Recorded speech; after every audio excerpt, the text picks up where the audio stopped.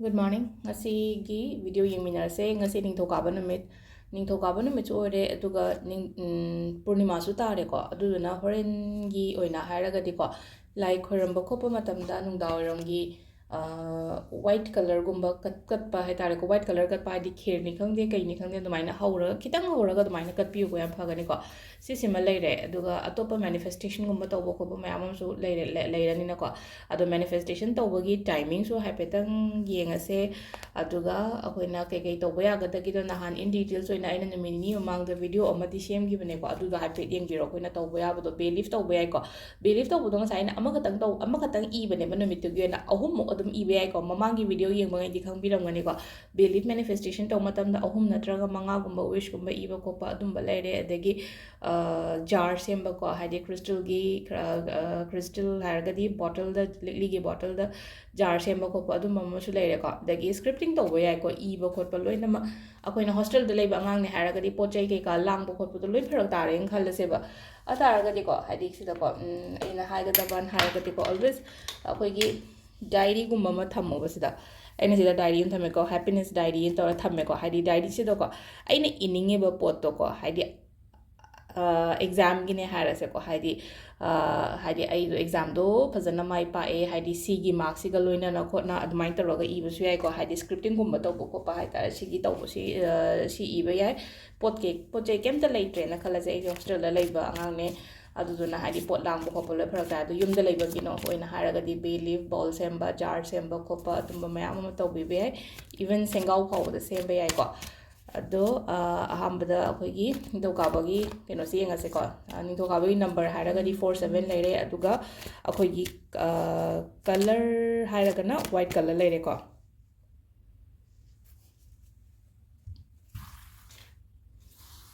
this 3 cards katang lothok jarage ko card number 1 card number 2 card number 3 ko hadi 1 2 3 ahum sidagi ama choose to birase ko aham base kansira ani shubai se kansira natraga ahum subagi se kansira ko aham bagi leire ani shubagi leire ahum subagi leire ko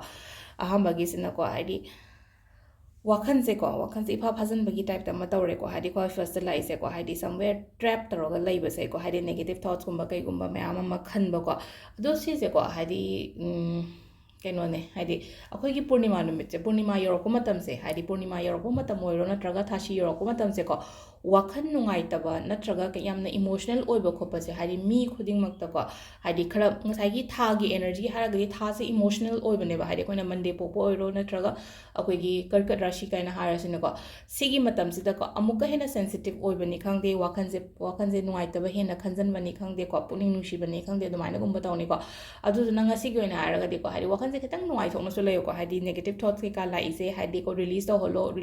haraga di kamaina no horen meditation gumba tawge ko duk gumba kai gumba thara kam da phazana phamaga meditate gumba to bigera ko bigera dumaina to bayai ko hadi khal chalhan gro sigi pot map se hol toroga thamgono engon da lai ba nungai ta ko to map se ko ani subasina ko hadi positive sign oi ko ngasi gyon hadi positive sign oi ba haraga di financial stability security ko pesang shagi ke gi well health kari gra loina mak phaba imung manung phazan nushi chan leiba ko pa dumaina oina oi ko aduga ahum subagi sina ko